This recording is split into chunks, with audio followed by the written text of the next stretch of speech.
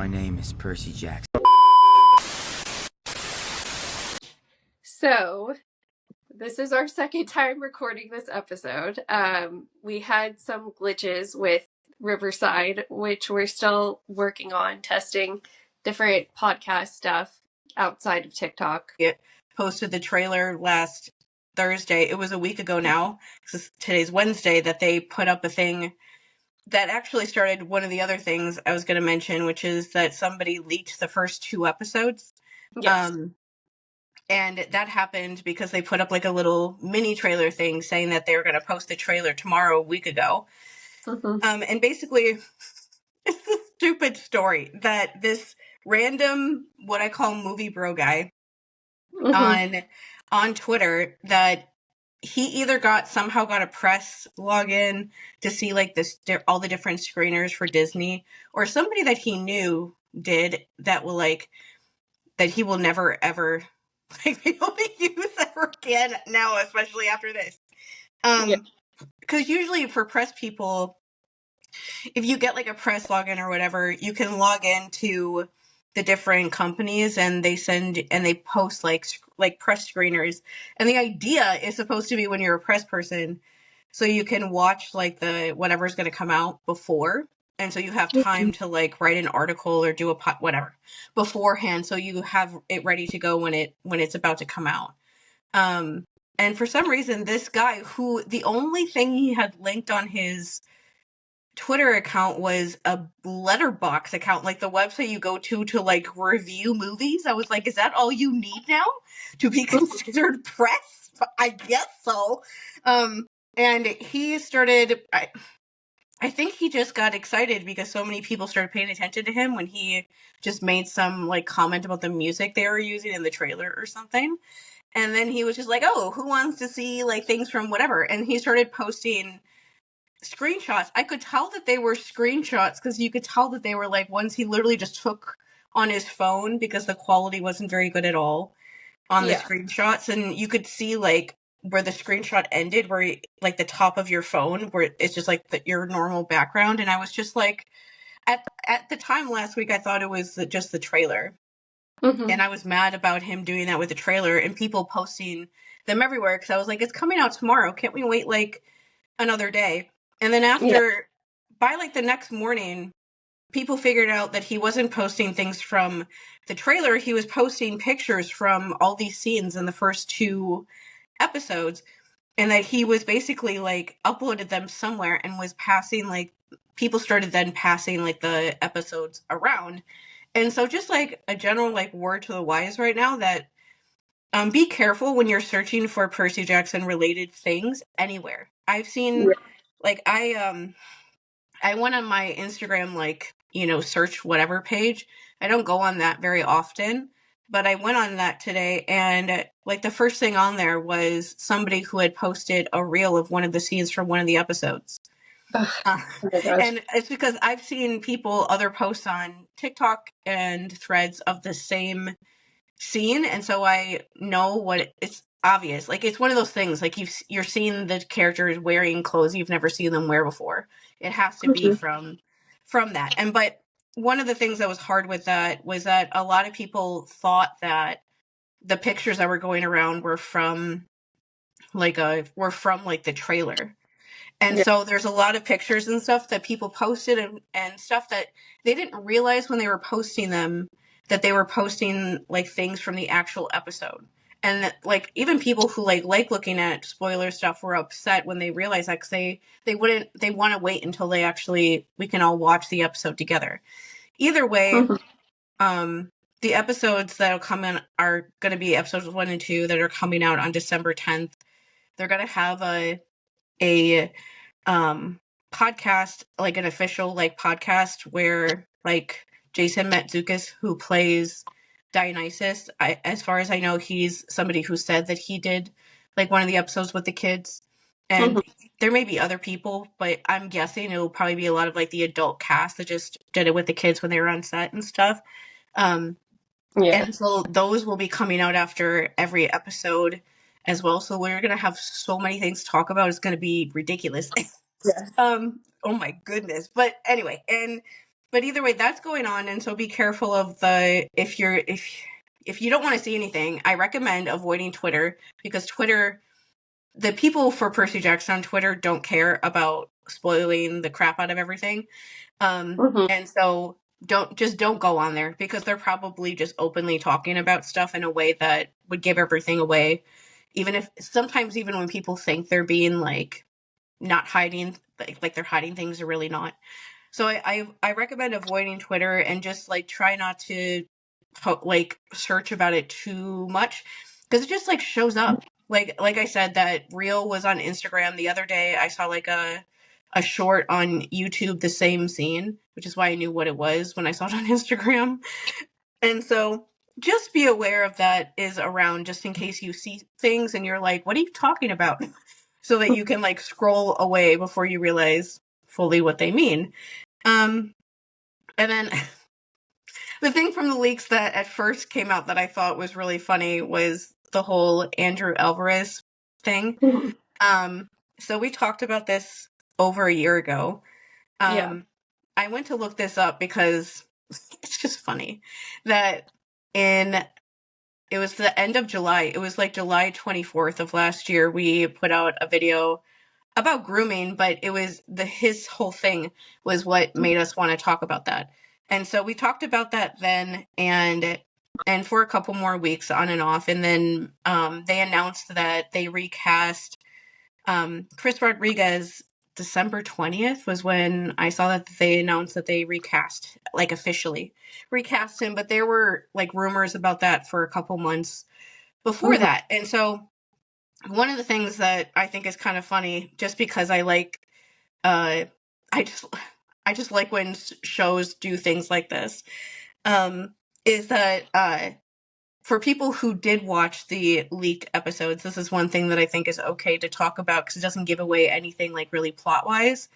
Is Mhm. that people noticed that in the first episode there are some scenes with like Luke and his people. And like we said, they're showing more of like him as like on the other side, and those people like stalking the kids too this season. And they noticed, because they just recognized Andrew Alvarez, that he was like there. He didn't have any lines or anything like that, but they just noticed that he was there. And they waited for like the credits, and it showed his name playing like Chris Rodriguez still in episode 1.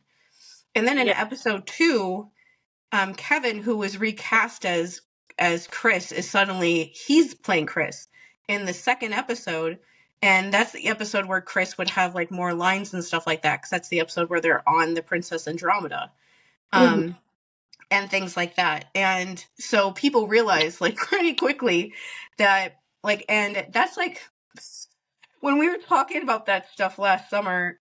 I mean, they started filming season one. They started filming season 2 in like the middle of July. And Mhm. so we were talking about it because we saw other people talking about it too. And so Yeah. I'm assuming that the way that they found out, like by they, I mean like the production, found out about stuff was from fans talking about it. And Mhm. because it usually takes about a month for them to film an episode. And so somewhere between episode 1 and episode 2, they fired his ass and were like goodbye, and recast him with this other kid. That must have been really awkward when he first he first showed up on set. I know that they like him too, because the cast members have like talked about liking working with him and stuff too. But it's just okay. That's honestly the reaction you should have when weird things are going on. Um, like, just to like recap for people who may not know about that situation or missed it the first time. Basically, Andrew Alvarez was talking to like young fans, like 13, 14-year-old fans, when he was 19. The fans that he was talking to thought that he was 17. They thought that he was younger. And so it makes you wonder if he told them that, or they just like assumed that he was. Who knows? He's actually the same age as Charlie. And so they were talking in like DMs and stuff, which I already think is like inappropriate. Like in general, I don't even follow like the people. I don't even like following like the family members of people that are around like the cast. I don't even like using their names because I don't even know these people, and these people are not like public figures or anything like that. And Mm-hmm. so the power differential there is obviously pretty off, that it's a young fan talking to somebody who understands that they shouldn't really be doing that, and is also has a, they just know so much about him and he doesn't know anything about them. It's just like it's a really weird thing. Yeah. And he, I guess, like sent pictures of himself like shirtless when he was swimming to them and stuff. And of course, like the kids on TikTok were in people's comments were like, "Oh, he was just swimming." I'm like, "There's zero circumstance where a 19-year-old should be sending you something like that. Like they know Yeah. that they shouldn't be sending you something like that. Goodness gracious!" And uh, and then the thing that I think is what likely got him super duper like immediately fired, and what must have been like the most awkward HR meeting of all time, is that Charlie was like one of his really good friends. Like there's a lot of behind the scenes videos of the two of them when they were like on set at Camp Half Blood with the other actors and stuff. Mm-hmm. He was like him and Charlie were like going to the gym and like working out and stuff together. And he took video of Charlie when he was like working out that he didn't know that he was filming him in, and then like gave those clips to like the little fans that he was talking to that have like Percy Jackson like fan accounts, so Yeah. that they could use those clips in like edits of TikToks and stuff that they wanted to make. And that is just super creepy. Yeah. That's super creepy and weird. It also just like makes you wonder if he was doing that with like some of the other cast and things like that, with similar ideas, but like we just didn't know about that or anything like that.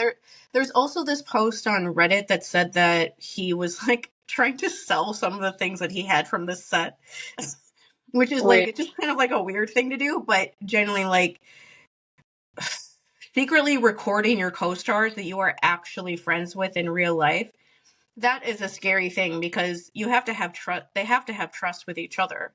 You have to Mm-hmm. trust. And like we were talking a couple months ago, when Comic-Con was going on, we were talking about how Dior, when she did her YouTube interview with that girl whose name I can never remember. Anyway, I'll find a screenshot of it and put it up so people can know that I just don't remember her name ever. But in that interview that interviewer was trying to ask her questions about like, oh, what's a secret about this person and that person, and basically all the main like people on the cast, and she just like shut it all down. Smack the table if anyone on the Percy cast, everyone, has ever dated in real life. No. None of you have dated No, each none of us other. have dated. No. Blair did? Nothing? And so I remember like last fall and winter and stuff looking at his profile every once in a while just to see like what he's doing after that weirdness. And he would like delete all of his pictures on his Instagram, and you have to like manually do that. So that was like an hours long project every time he did that, of deleting all of his pictures and then put them back up. And I would just be like, why are you being so weirdly dramatic? Like, and now I understand. Now I understand why he was being weirdly dramatic, because he thought that he was going to be Chris Rodriguez when his role was much bigger in season 2, but instead, because of his just honestly stupid, like decisions, just being so, I don't even know the right word, but, just got fired. And like, how do you get a job after that in acting when the biggest job you ever had, you got fired for something like that? No one's gonna like trust you on a set like that if that's the reason why you got fired from the biggest job you could possibly ever have. And so it was funny. I was like, why are people talking about this? Like, I kept getting likes on the videos that we posted over a year ago, and I was just like, what? Why are people watching Andrew Alvarez videos? And then I finally saw a TikTok video of somebody talking about it. I'm like, oh, it's because we're seeing like literally in real time the time when he had to have gotten fired by them. I am glad that they fired him though, because that is a very inappropriate thing to be doing. Yes, there's always a little part of me that feels bad that he went through all of that and has to do it publicly, but it's also a thing of you gave them no room. Like when you're being inappropriate with fans, and then because of the inappropriateness with the fans, you're now like ruining real life friendships that you had with these people. What are they supposed to? They're not going to let somebody like that just like stay on set. That's just not like a safe environment when the majority of your cast are kids, and you have to make sure that they feel safe when they're on set all the time, and that's gonna make everybody feel really weird. Anyway, so that was interesting. Did you want to talk about the like comments on our YouTube about the Medusa stuff? Okay, I'm not going to get too into the Medusa stuff specifically, but we got a comment basically admonishing us for somehow making Percy Jackson political, which, like, everything is political, and these books were written by a former history teacher. Like, of course, they're going to have political undertones to them, right? Mm-hmm. And so some of these humanistic issues that come up time and time again, which does include rape, like, they're unfortunately a part of everyday lives for even children sometimes. And that's a point that you made to this person, but it's worth saying that, like, everything should be somewhat political, you know? Everything should at least make kids question, you know, what is right and what is wrong, even if it's in a fictional world. Mm-hmm. That can then be applied to circumstances in real life. And, you know, like, we're seeing a lot happening politically right now that can be compared to a lot of things in mythology. I've done the Trojan War comparison before, but, like, you know, there's time and time again, people go through the same kinds of things, and these works of fiction kind of stand true because of that. And Percy Jackson may feel like a silly, fun kids thing because Rick writes in a very not serious tone sometimes. Mm-hmm. But it's just, I mean, he manages to talk about political things without making it sound political, which honestly is probably the beauty in what we can say about that comment. This week, I can't see it, but the new Frankenstein movie, I wish that I could see it, but there's scenes in it that would be too triggering for me when it comes to how Victor talks to Frankenstein, which is, I'm really glad that they do that in this version of it, but it means that I can't watch it. But I did see online that there's a scene where Frankenstein is like in the sign of like the cross, and they have him facing this giant thing of Medusa's head like on the wall. And that's like purposeful, and that's like kind of what she's meant to represent. And that's kind of what that scene is representing, is, you know, Frankenstein is being used against his will by Victor or other people that want to use him for something else, and not looking at him as like his own being, his own personhood. And that's kind of what people think of with Medusa. The person who left that comment was saying, like, children should stay innocent for as long as possible. And like people like me or you who are talking about this sort of thing, of like trying to express how you feel when you go through that, for people that are experiencing that or have experienced it in the past or whatever, we're not the ones ruining children's innocence. Like, children learning what these things are, that doesn't like irrevocably harm them or whatever. Nothing in the video that I made was like detailing anything even about like what even happened or could happen in a situation like that.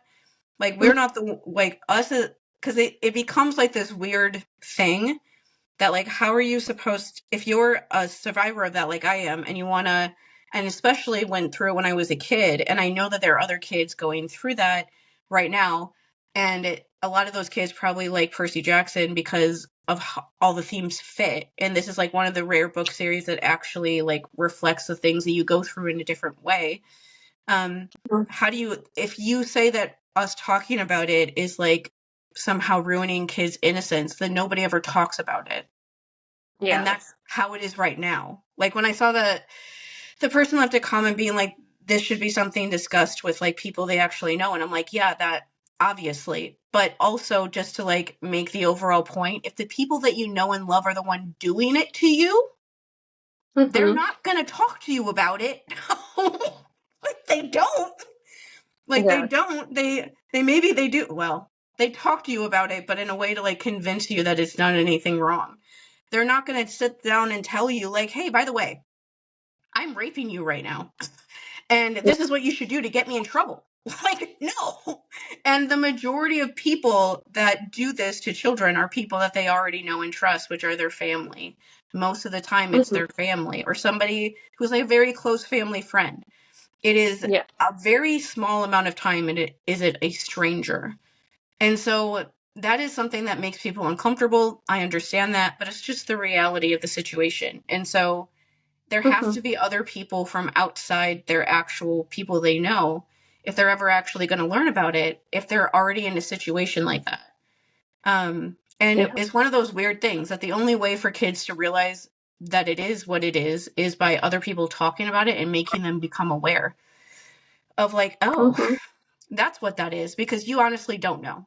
Like, I didn't know for a really long time that if that's what that is. And that's like a normal, like, other survivors of that I've talked to have all said that same thing, that you don't know what it is. It's just this thing that you don't like. And then, like, many years in the future, when you're at school or something and somebody is teaching you about sex ed, it suddenly, like, clicks of what it actually is. But you're too young to know what it actually is in that way that adults do. Our content is meant for people that have experienced abuse like that before or are going through it right now. And so if you're looking for us to handle certain subjects in certain ways and it doesn't make sense to you, that's why. Because that's who we have in mind. End of story. I mean, I mean, the only other audience I would add to that list is people who want to know about those topics. Like, yeah, people... and I was gonna say, like, if you're not one of those people, but you still like what we talk about and like how we talk about things, then that's great. I watch channels that I'm in no way the audience that they go for, but I still enjoy it anyway. But I just wanted to state that, just for, like, sometimes we get comments where, like, people are, like, watching our videos and I can tell that they don't get why we're talking about things in a certain way. And it's just like, that's always the place that we're coming from. And if you keep that in mind, then it might help you understand when we're saying things or doing things in a way that you would rather us do it in a different way, is, like, honestly the best way to put it. I know there's a lot of people online, especially on YouTube, that make a lot of videos that are a lot more, like, in your face about things like that, like, give more details, give more like cut and dry opinions about things one way or another. But we try not to do that because we know how complicated all this stuff is. Like, if people did that kind of, like, when I heard people saying things like that about my dad growing up, I just, like, stopped listening to them because it was scary to hear that, to, like, think that about him. And so I just couldn't do it. And so if you want to keep those people around you, you have to, like, find, like, a middle ground. And so we try to do that anyway. And we're very, like, Aquarius minded. And so we always think about every scenario anyway. So that, like, fits us regardless. Yeah. Okay. Speaking of that, to go into, like, the trailer.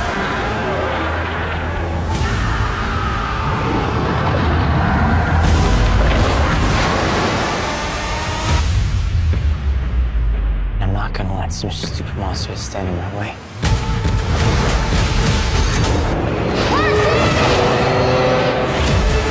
So to talk about, I wanted to try to remember those posters that they put out of, like, the different kind of things, like the storylines for every character. The one for Percy was searching for his destiny, basically. And you can definitely see that theme in this trailer overall with him. And the fun of talking about the trailer is that all of the scenes are in the wrong order, like, chronologically. And so when I was watching this, I was like, I think I can figure out where some of these are just from the look on his face and things like that. But to start off, it starts off with him talking about, like, a voiceover of him talking about how he has nightmares. And it shows that one nightmare that they showed a little bit in the first trailer too, of him seeing. And so the monster in it is a little mysterious to me, only because Scylla like is supposed to grab with a head, and it looked like a tentacle. Like it looked very much like you know, it had suction cups, like an octopus tentacle almost. So I'm not quite sure what it's supposed to be. I almost wonder, because the one monster that gets fought on a beach in Sea of Monsters was a Hydra. But hydras aren't known to have tentacles like that, so I'm not sure. I feel like it's supposed to be Scylla, but it's just not a Scylla I've heard of. Yeah, and it is interesting to see. Everyone's trying to figure out what that is, if it's just like a random sea monster creature, or if it's one that would be named, or what. Who knows? We'll know soon, but we don't know right now. But he's having this nightmare about Grover being pulled down the beach by one of them. You can only assume that it's on Polythemus's island, just because he's on like a beach, so it's obviously an island that he's on. But other than that, I'm not sure. The only thing I could think of from that one was, or the other details that I thought of was the trailer, like they're like little clips, not in like the full length trailer really, I don't think. That was in July. They showed that scene, but they showed Percy like looking up at the sea creature as like he was there. And I remember at the time saying like, I don't know if that's him physically like being there and like looking at the sea creature and trying to use his like powers to get it to go away. Or if that's like Percy in like a dream and that's just the way that they're showing him watching it. Because that's how they kind of showed dreams with him in the first season. They showed like little Percy and things like that in a lot of his dreams. And so I'm not sure if we don't know which one it is, if he's actually there when that happens with Grover, or if he's having, that's like how they're showing us him having this nightmare about it. But either way, they show like one cool shot that I liked was how they show like Kronos at camp in like the big house, and then they show the Lastrygonian and Luke doing the same thing, like holding a knife up over their head to try to hurt him, and then he falls out of bed and wakes up. And I just liked how those two shots were like back to back basically. And and the Lastrygonians look interesting. They have like tattoos. Face tattoos. Yeah. I couldn't tell if they were like tattoos or if their skin is just blue. But either way, they're interesting. And I know from things that Charlie has said, who plays Luke, that the Lastrygonians are like on his team in a way. I mean, they do show up in the later books on his side. I feel like they were mentioned. I can't remember if it was Titan's Curse or a different battle that he had with Percy before he was fully Kronos, where Lastrygonians kind of showed up in the background. Yeah, and in the Sea of Monsters book, I remember they have the battle with them at the school, and then they just are gone after that. And so they like don't bring up the fact that they're part of Luke's gaggle of people until Percy is having nightmares about the Princess Andromeda in Titan's Curse. Really? And that when he starts to see all the different monsters that is on his team now when they're going towards where they're going in San Francisco. And so this time they're making it more clear that they're on his side and are going to be on the Princess Andromeda and things like that, I think. It looks like in one of the pictures that they released, it looks like they're standing behind them when they're on the Princess Andromeda and somebody is, judging by Annabeth and Percy's faces, saying mean things to them. Whoever it is talking to them, we don't know who it is, but whoever it is not making them happy in that moment in time. And then they go into the first shot they show him is, it looks, I'm like trying to think like timeline wise just by like the different things that they look like in this trailer.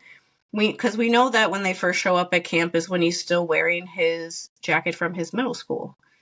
And he has this freaking backpack. He's like flying around with the Lastrygonians in this trailer while they're trying to blow him up with his freaking backpack on his back for a good part of it. And has like, and I think he might even have the backpack on when he's talking to Dionysus for the first time.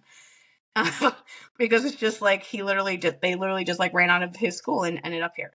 But this other part when it looks like he's standing outside of camp, and this is like the part at the very end of the trailer when Poseidon talks to him and gives him his make me proud kid sort of like talk, which I'm like, you're suck.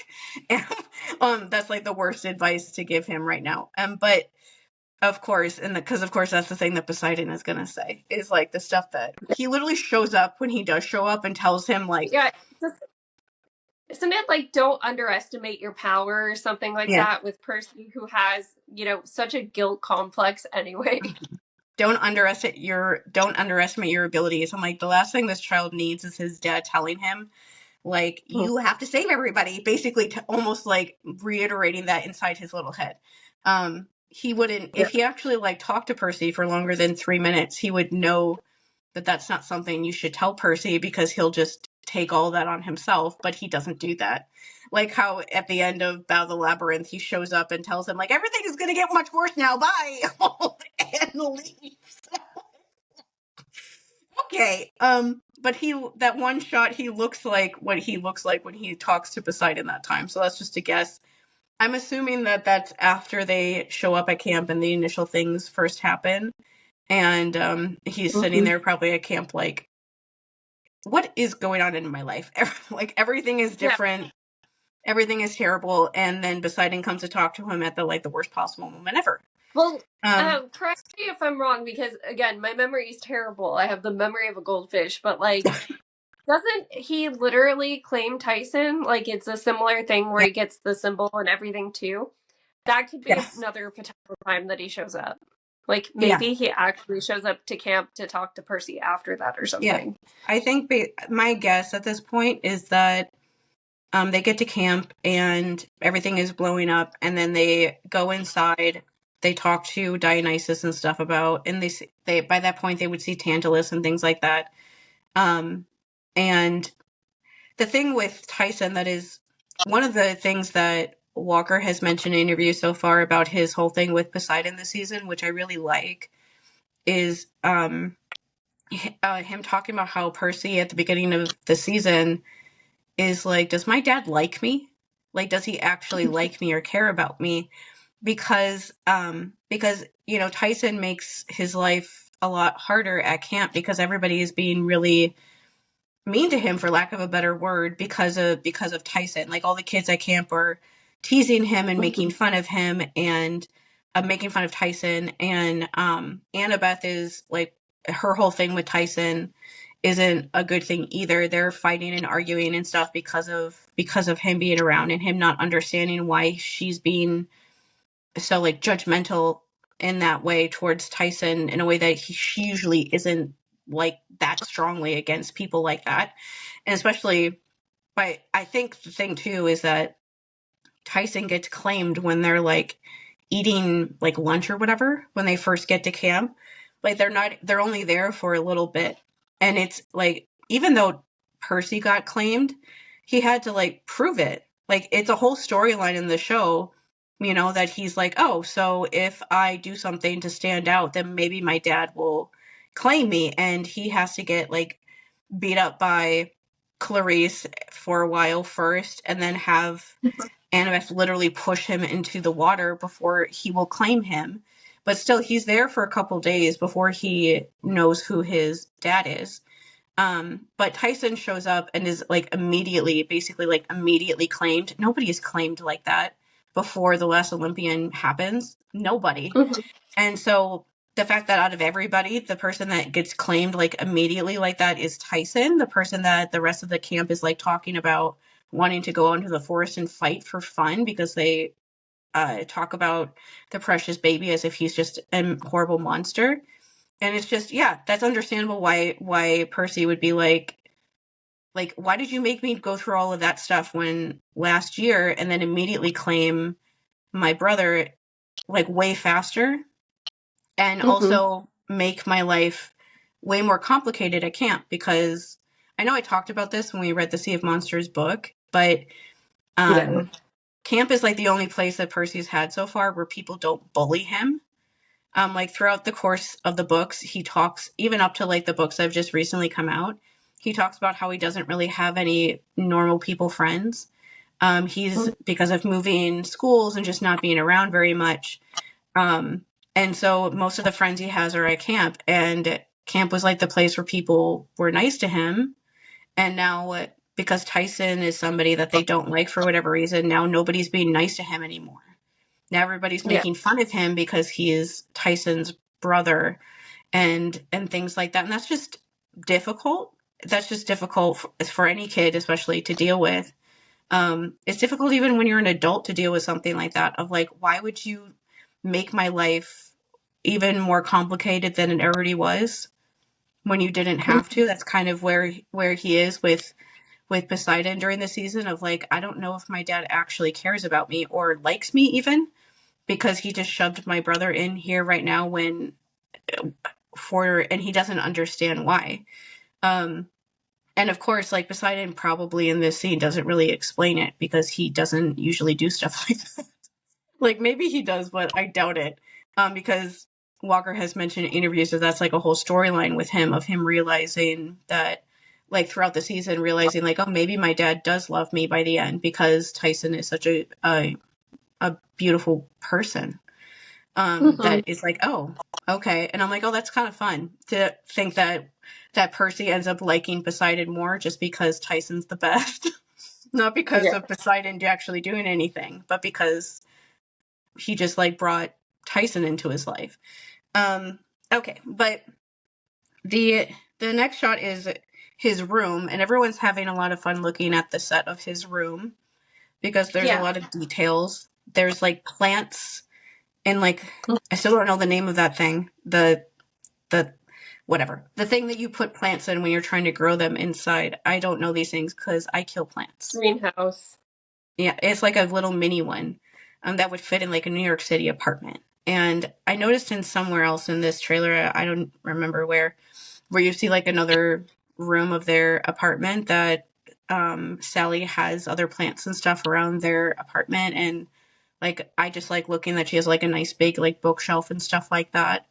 I just like seeing them having a little bit more money since they didn't have anything in the first season like that at all. And now they do. But in his room, people notice that on his desk it says there's like post-its of him writing down like this means this of like the ancient Greek words. There's like a book next to his bed of like a book that's in ancient Greek or in Greek, at least, of showing him trying to learn how to speak Greek and things like that in the year between. Because in the books, Annabeth is his Greek teacher. It's like their first relationship at camp when he does spend a little bit more time in camp. So him learning it on his own is also kind of fun, especially because we know reading it for him isn't necessarily the hard part. Like reading it comes relatively naturally, but it's still cute to see him doing all of these tricks, like the post-it notes of what things are. Yeah, that is honestly the best way to learn a new language, to just learn the words of things that you actually use so they pop in your head instead of the English words.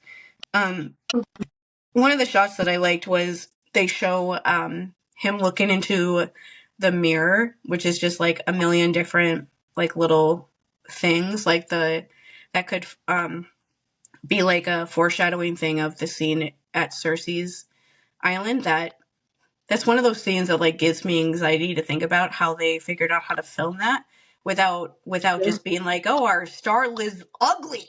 Here's what he looks like when he's more attractive. I'm like, how do you do that with like an actual teenage kid? They figured out a way to do it, but it's interesting to see how that will come across in the actual episodes when we get there eventually. But it reminds you of that, and it's also a thing of there's, pictures and stuff of people that are important to him. Like there's one of Annabeth, there's one of Grover, there's one of something else that I can't see that are put on his mirror because they're important to him. There's like very neurodivergent. Yeah, sorry. So something someone pointed out about the picture of Grover is that there's like blue icing on it. Yeah. Yeah, you can see blue icing weird on the picture. So it's hard to say if it's from Percy or Grover's like, hey, look, I was eating a blue cupcake. Yeah, you can imagine maybe it was like Percy getting in on it when he got in the mail kind of thing. But it does show Yeah. that Grover's been sending him postcards while he's been traveling the world trying to find Pan for this year. And so that's it I really like how the beginning part of this trailer really shows Percy caring a lot about Grover and being like, where is Grover? And like there's an article that came out today where somebody was interviewing Aryan, and him and Walker were talking about how this season is really like Annabeth and Percy figuring out like how things work with them without Grover there, because Grover's the one that like kind of keeps them together and helps them figure out how to get along and stuff in the first season. And so because Grover's gone, it's like a test for them to figure that out without him during the season. And it definitely is. And yeah, and so there's other fun things like on his wall, like there's like a poster of like dinosaurs and the solar system, basically every neurodivergent thing that I was also interested in at those ages. But it's still cool to see all the just like the different details. Like the blue icing is just like a perfect sort of detail thing that is there for people who read the books. It's not something they can really. It would be really clunky and weird if they like tried to make a point of that on the show. It would just be kind of, even like, I know that's one of those things people brought up about Gabe stuff in season 1. They wanted them to like make more clear of a point that was like Sally like rebelling against Gabe whenever she made like blue food and things like that. But that's just one of those hard things to actually functionally put into a TV show without it feeling like it stands out in a really like weird way, because there isn't like it's a sweet thing with Sally and Percy, obviously, but there isn't like a functional reason for it within like the story. And so if you put in a scene like that in the TV show, people who haven't read the books before, they're going to think that there's like something about blue or something about like blue colored things that somehow have to do with something, and they don't really have to do with anything. It's just about Percy and his mom being adorable. And so that kind of thing, like showing those little things for people who have read the books, is the perfect way to show that in an adaptation, really, is to like give people those little clues. And for people who have not read the books before and they don't know what that means, it makes them like wonder why people like that so much, and makes them want to go back and read the books, which is also the point of this show. Is it's a giant funnel back to the books. Like that's what it's here for. So more people can find them. And so you don't have to give everything away on the show. You can give people hints to make them want to read them and get more of those details there. Because that's the point. Like that's part of the point of doing adaptations like this. And okay. They show the Lastrygonians attacking them at camp for a little bit, and the birds. What are they called? Yeah, the Stympalian birds. They look I'm just going to pause in the second episode when they're actually there, because I'm never going to be able to pronounce it right. Yeah. So I'm trying to like correctly say what they look like. They look like a mixture of like when you see very old-timey Disney cartoon crows and toucans almost, because they have very large beaks, but they're like kind of black feathered. They kind of look like pelicans if they didn't have such long like bottom parts or something. But yeah, they're kind of a mix of a couple different birds, except they have red eyes because they're demonic. Yeah. And they actually are known as like demon birds. But they just have a little shot of them attacking everybody during the chariot race scenes. And one of the things about this season that is fun is that like I almost like forgot like, oh yeah, the chariot race scenes are going to be really great. And I haven't been thinking about that lately, but that'll be one of the things we see on the premiere night, likely in the second episode. And I already forgot about that. But that'll be really fun to see that and see like a little hint of them being attacked mid chariot racing, because Luke is a loser.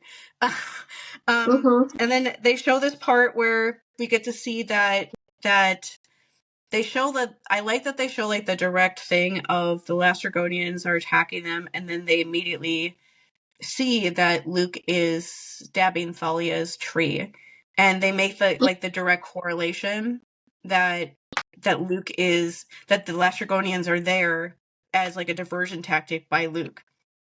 So he would be able to stab her without anybody coming to stop him. Because it's just helpful. It makes it a lot easier, especially because Annabeth particularly is one of the people that sees him doing it. It's all three of them, but still, she's the one that it's really important for her to see that right away, so she knows exactly what's going on when it comes to stuff with Luke. And he says a stupid thing. Luke! I'll see you out there. He's trying to sound like a cool guy with his popped collars and his white tracksuit, and be like, "Oh, see you guys out there." I'm like, "Oh my god, go away! Why do you have blackjack?" Makes me upset that he's oh my gosh, flying a black horse, because I know that's blackjack. I know that Percy saves blackjack during this season, but I just don't like the fact that he even has animals near him, because he doesn't like people. So why would he be nicer to animals? Yeah. But one thing I wanted to say about Luke that I thought to me, this is funny, is that whatever interview that was that we saw like tonight, where they interviewed Walker and Aryan too, they also had a part about Luke where I think it's funny that Charlie, I understand why Charlie is saying this, the person who's playing Luke, but he always says in interviews that like Luke thinks that he's doing this for everybody else's benefit. And he's talking about how during this season, he said he liked the change that he's trying to convince Percy and Annabeth to join him at the end of the last season. And how he's still trying to convince them to join him in this season. And then he says at the end of the season, once he realizes that it's never going to happen, he runs out of patience and, decides, like, the way he puts it, he's like, and then he becomes Mr. Not So Nice Guy, basically. And like, I think that's funny, because it's like, are you actually doing that for other people if your response when they don't do it on your timetable is killing them? Yeah. No.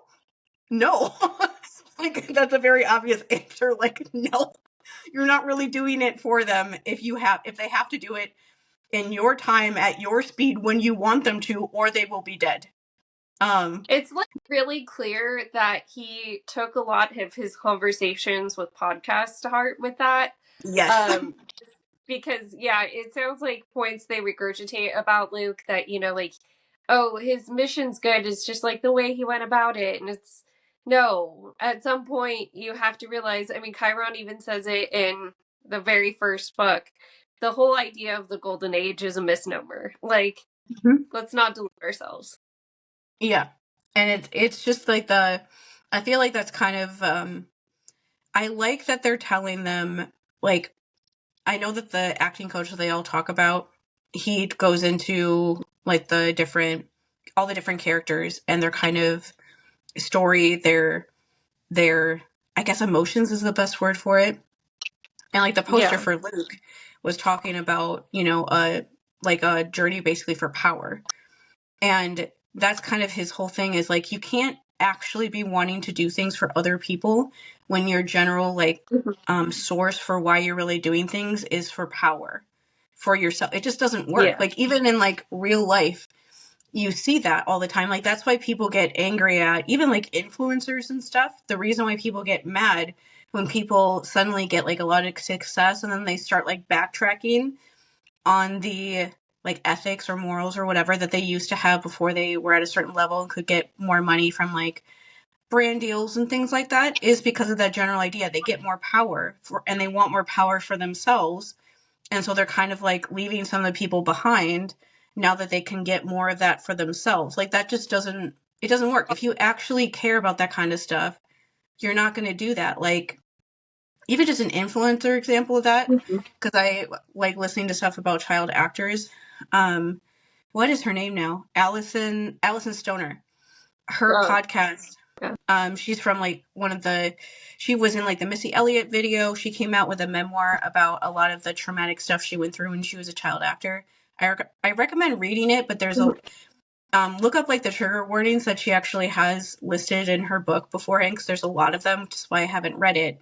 And I instead listened to her podcast on Spotify, which is a lot less like specific about some of the things that are triggering. So you could always listen to that instead if you're like me and don't want to listen to in detail stuff about a lot of the scary things that happened to her. But she kind of talked about that kind of thing, where in one of her episodes, she used BetterHelp as a sponsor. And there's a million reasons not to use BetterHelp. You can be a therapist there and not actually have like a degree as a therapist. And they still let you work for them as a therapist, which is scary. Really scary. Like, generally I try not to think about that because that's terrifying to me. And they sell people's like data and things like that to other companies about the people that sign up on their website and stuff like that. There's just not a lot of confidentiality. They don't pay the people that work for them very well, and so they have to work like a lot of hours and things like that. And it's just fundamentally, it's a weird system where you can talk to your quote unquote therapist anytime. And I'm like, that's not how that's supposed to work. There needs to be boundaries. You have to like have lots of boundaries with your therapist, or things get super, super confusing and weird. And so she did an episode where she used them as a sponsor. And then in the next week's episode, the first 5 minutes was her apologizing, saying like, me and my other friends that have been actors use them because the way that you can have sessions at any time worked with our schedule. That's different than a normal schedule. And I generally didn't know about the other things going on with them, but I'm not going to use them anymore. And she didn't. They weren't a sponsor of hers anymore. And she said, like, I want you guys to trust me. And she is like a mental health advocate.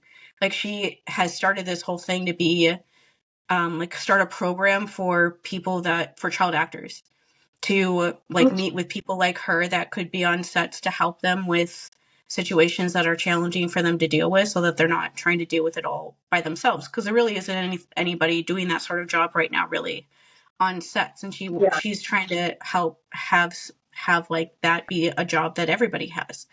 And so that's like a good example of that. Like, she actually is following up with that by dropping somebody like that because they're not actually ethical like she thought they were.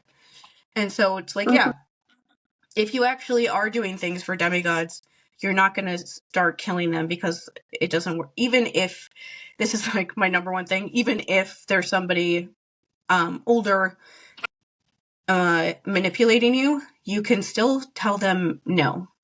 When they're telling you, like in this trailer, kill the son of Poseidon, you can be like, I don't want to kill Percy. And like take the consequences of whatever that happens to be. Like, that's always an option to say no. It's not like he's helpless. He's not helpless. He can say no. Like, most of the other people in this book series say no at a certain point and don't want to do it anymore. He just always says yes until his body's about to disintegrate. And then he says no. Okay, but either way, one thing from this part of the trailer that I thought was fun was they show the Grey sisters, them in the cab with the Grey sisters when they're getting to camp. And there's this one line with I really like how in this trailer you see tiny bits of Tyson and tiny bits of Thalia, but they don't show very much of either of them. I'm like, good. I don't want to see that much of them. I want to see all of it when we're actually watching the episode. Don't tell me. Don't show me. I want to like just watch that in real time. But this one line of Tyson's that we do see is him saying something like, they only have one eye when they're supposed to be driving us. And they make a joke about like, oh, who are you to talk about that? Because he obviously only has one eye. But the part about this scene that I thought was fun is that you see like Tyson kind of do like a double take looking at Percy, like, and when you think about it, it's like Percy doesn't know yet that he only has one eye. And so them saying that, he looks at Percy like to see if he's like realizing it yet. And like the little shot in the trailer, you can see Percy looking at him like, what are they talking about? Because it doesn't click for him yet. until they actually get to camp and Tyson saves him from the Lastrygonians and stuff. But it was just like one of those things that I noticed when I rewatched the trailer of like, oh, duh, hello. Like, why didn't I think of that already? Like, he doesn't know that Tyson only has one eye at this point. I'm just laughing at the funny joke and how I like how Daniel's already playing Tyson. I'm not paying attention. Okay. And then during this part, they show a little bit of Polythemus, who is definitely has a much improved storyline overall in this season from what they've said about him. They just show his like really cool cane thing. Yeah, it's like a shepherd's rod. It has the like really big hook thing at the top, and we get a pan around shot of him holding it out. And it's just cool to see. I missed that completely until I rewatched the trailer and put it in like super slow-mo, and then I was like, oh, that's what that was. There's too many things ever going through trailers like this for I'm not that person that like notices everything in the world. I'm that person that like I will go back and rewatch things and then remember all these things, all these details that people remember right away. Because my brain just doesn't work like that. So this is when they show like the picture of Tyson, of Grover, where he's in I still can't pronounce the name of the city that he's in. I think it's in Iceland. But it's a really long name, which is why I can't tell where he is in the picture. But I'm not going to pronounce that name unless they make me. I don't think they will, though, in the actual episodes, because it's just, I'm going to say it wrong. One thing from this part that I thought was cool was they show a tiny, like, little, really quick scene of Clarice and Annabeth on the Princess Andromeda getting ready to fight somebody. And that made me glad because they're fighting probably like actual monsters like the Lastrygonians or I don't remember the name of the monster that actually attacks them when they're on the ship for the first time. This would not be the first time, clearly, because Clarice is with them. But still, I don't remember all the names of the monsters on Luke's team. But just to like make the point that you can have like a black girl moment of them being boss bitches and beating people up without it being them beating up like, you know, Confederate soldiers. They don't need to do that. That's not the only way. Like, that's one of those things, like, when people were talking about that a couple months ago, they were talking about it as if because the Confederate soldiers weren't on Clarice's ship, then a scene like that couldn't happen. And I'm like, they can just do that scene somewhere else. That's not the only way they can do a scene like that. That's the whole point of doing a show like this, to, like, make the other characters' parts bigger, to have scenes where they interact like this. Like, we don't get, I'm trying to remember, but I don't remember scenes like that with Clarice and Annabeth like fighting together really in the books very much at all. And so it's cool that we're getting this already this early on, when that kind of stuff will happen much later too. There's also a very quick shot of Grover being tied up. So that's the general idea of Polythemus is not like this person that doesn't realize what he's doing for most of the season, like it was in the books, which is scarier for Grover. Like, I read an interview with Arian the other day where he was talking about how Grover has like a little bit of a mental breakdown during this season because the other, like Percy and Annabeth and stuff, they look at him as if he's like this brave person because he's the one that, like, he's a literal protector. He protected them when they were on the road and scared, and he made them feel like they could do it. But now that he's like by himself and they're not there, and he's not like, you know, he's weirdly like the adult in the situation.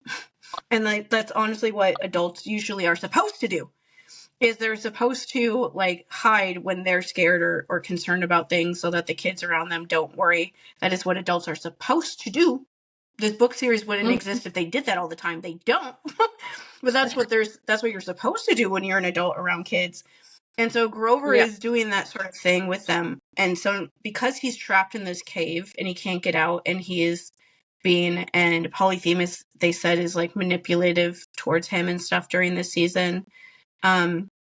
He is kind of just, he's scared, and he doesn't have like anyone else to be brave for, so he's just scared. And I know that Ariane has talked about how this season he starts thinking about the stuff that happened with Thalia. He's mentioned that in interviews around Comic-Con time, that they said that him being stuck in this cave makes him think about it, because it's something that he usually avoids thinking about, as you can imagine that being a really traumatic event for him, and not wanting to remember when a friend of his died and he couldn't save her. And so because he's trapped in this cave and he can't get out and nobody else is there, he's like thinking about it, because it's like the one thing in your head that he's trying not to, of course. So it's the thing that's coming up for him, which I really like. And just to remind people too, that they said that his storyline is based on Penelope in the Odyssey. Yeah.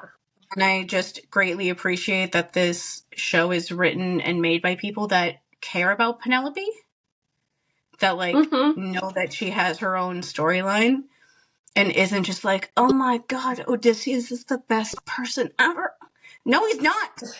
But I just really like that. I was amazed when they said that for their Entertainment Weekly spread during Comic-Con time, because most of the time when people think about Penelope overall in all the adaptations that I can think of, they usually just talk about her as like the kind of like the prize almost at the end. They talk about her being like conniving and like stuff in the way that she needs to be with the suitors and things like that, to like keep them busy. And that's kind of like, I'm sure, where the stuff with Grover is going to be, like him trying to figure that stuff out.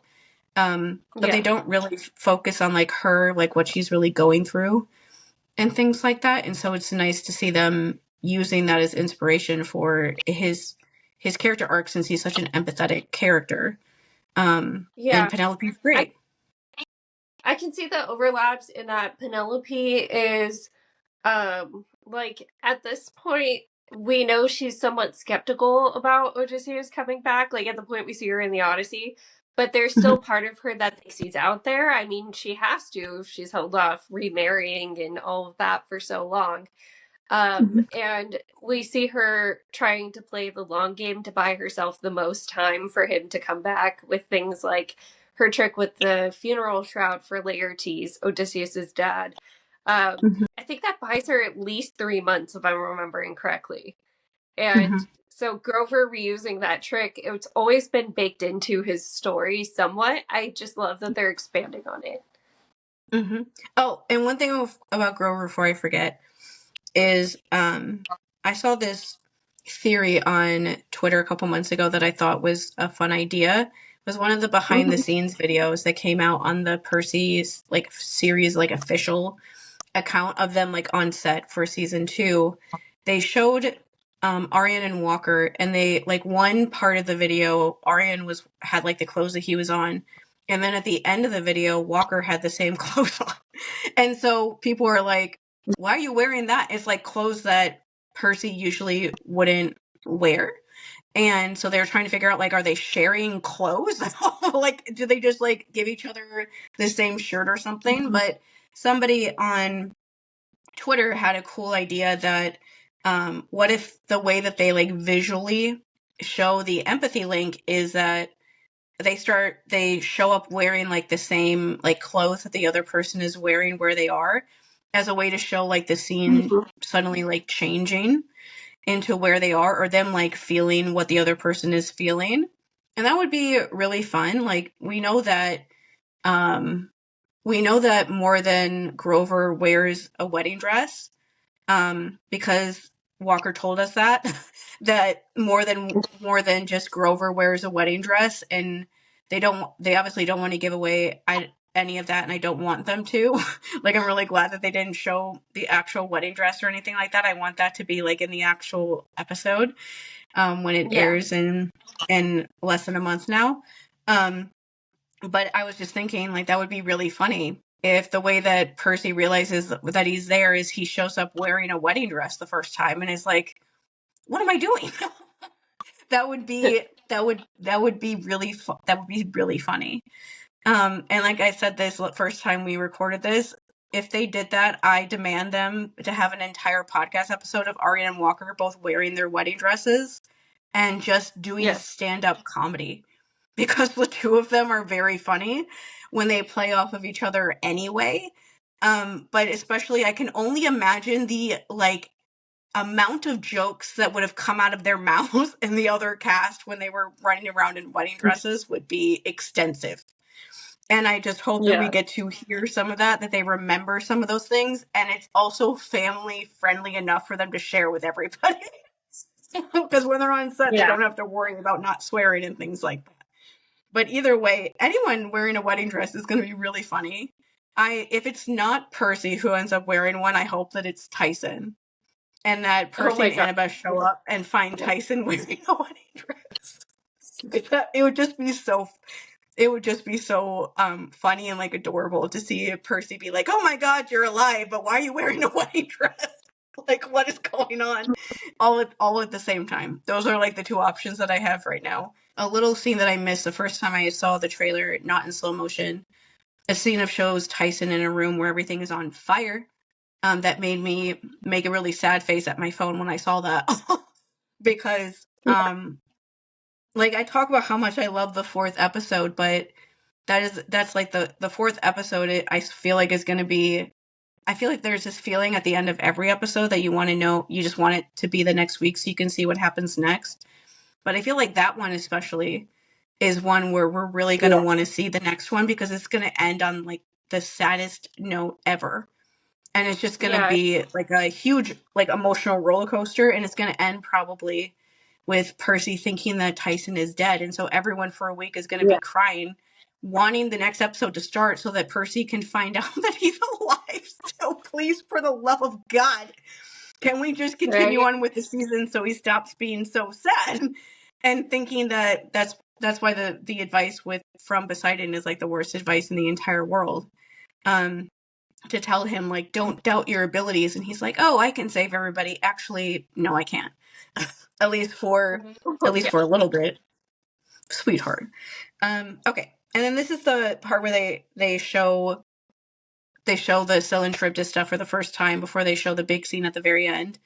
The part from this that I thought was most interesting was showing the close-up of Clarice and showing how scared she looks.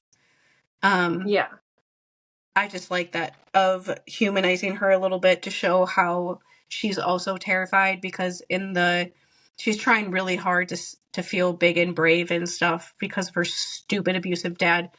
But she has to be terrified, as anyone would, going into Scylla and Charybdis too, even if she feels like she can't like back down. But yeah, during that part they show a little bit, the first time they show one of Scylla's arms like flying back, and it'll be really interesting to see how they show that, like her actually grabbing people and what that even looks like in this version. It'll be really interesting to. A couple months ago there was videos of I can't remember his name, the director who's doing the Odyssey, whatever. The new Odyssey adaptation that's coming out next year. Sometimes my brain doesn't remember people's names. But there was some scenes that people saw them filming that had to be Scylla and Charybdis. But I don't know. I'm almost interested to see like how big their version is with them versus like ours, because I know that from what Leah and Walker mentioned when they did the articles back in July, they talked about how they were soaking wet for 2 weeks, like all the time. Like all the time, like literally all the time. I would literally have autistic mental breakdowns every single day, many times every day, if I had to be soaking wet all the time. Like, I hate that sensory feeling of like your clothes when they're soaking wet like that, like sticking to you. Yeah, they're like, and they sticky. were talking about how, and that they were like that 2 weeks every day for like 9 to 10 hours is usually how long they work every day. Like, they had to like eat food that way. They had to like try to do their homework that way. Like I remember them saying that they would get like so mad when they would get like something wrong in school, because it's like I'm like soaking wet trying to do my homework and then I get a question wrong. Like on top of all of that. Poor babies. It's So definitely going to pay off, overstimulated. but yeah, super overstimulating, and just like, oh my God, like they talked about how they would just ask them to like hit, you know, the kind of at the very end of the trailer, you see like a bunch of water hit Percy in the face. It's kind of those like water cannon things. They said that he would just ask them to hit them with one when they showed up every day, just to get it like done and over with as fast as possible, because it like the scenes look amazing, and so it's definitely going to pay off at like the end. But that is like a miserable thing to be soaking wet for that long. That's I would absolutely hate that. I'm not even gonna pretend. Like I would like actually cry, and just like have many times where I would just cry and people would be like, "Are you all right?" No. No. No, I'm not okay. Thank you for asking, but no. So I think they did a good job handling that, because I would not be able to handle that well at all. And then one of the shots I didn't notice the first time either is Clarice going crazy on the machine gun type thing. Yeah. And yeah, that's always fun. Presumably he's shooting at Scylla and Charybdis, one or the other, or both potentially, even because they are close together. And yeah, it's the most child of Ares we've seen her since the Scream, I think. Yeah, and it's also, she's like screaming when she's doing it, and it's also like a thing of, what else are you gonna do? Like, what else are you gonna do when you're going in against Scylla and Charybdis? Besides just start screaming.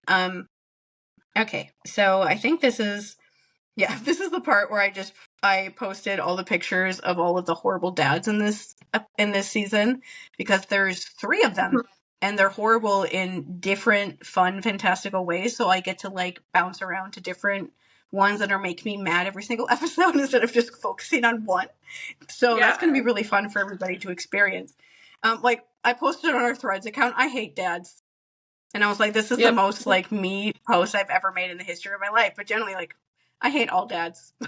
But the thing that made people talk about that was there is a picture from this trailer somewhere of Clarice looking at Ares, like she's all excited to see him.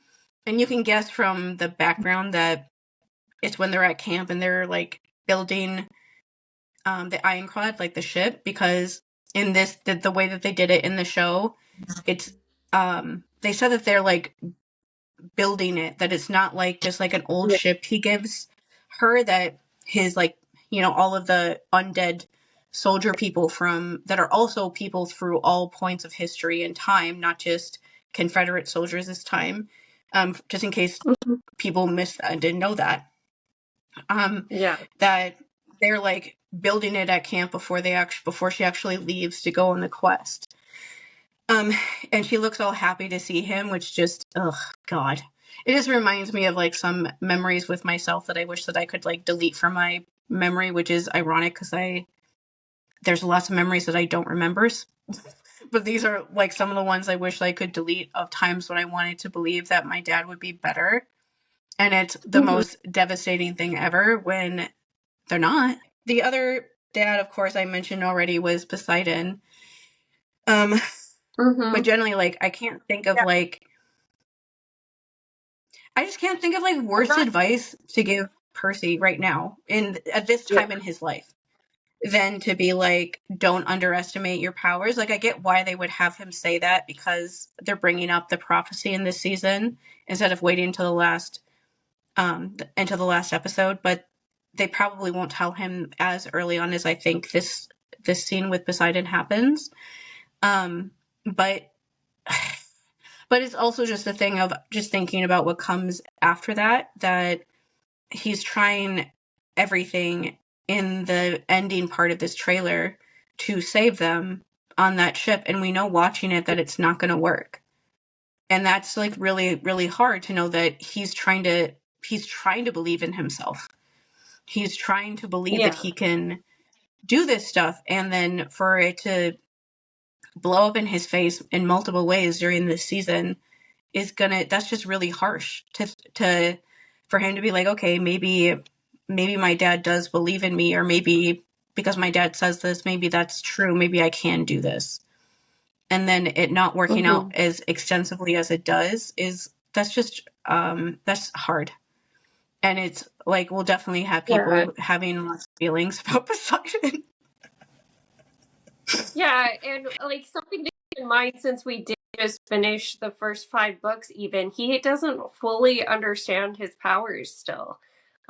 Even after doing everything he does in the first 5 books, he's barely touched the surface of his powers, according to things I've already had like minor spoilers about in, you know, further books. So it's crazy that, you know, I don't know how to say what I'm thinking, but like he barely even understands his powers, and then for Poseidon to put all this pressure on him like right before, it's very much like Aang in Avatar being like, I have to figure all this out, but I have no firebending teacher at all.